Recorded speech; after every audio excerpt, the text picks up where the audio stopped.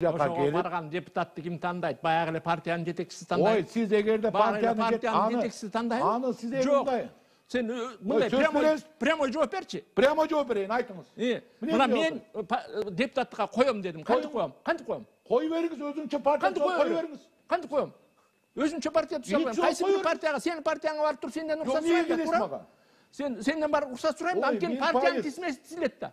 Партия тизме тизет да, туура? 1% деп атам. 1% эмес, 0% кылсаң деле партиянын тизмеси менен барасың да. Кызык экен. Кызыксың өзү. Ошо түшүнбөйт экен өзү. Жок. Садыгага. Айланайын. 1% деген 100 маны бөлсөң 1%га.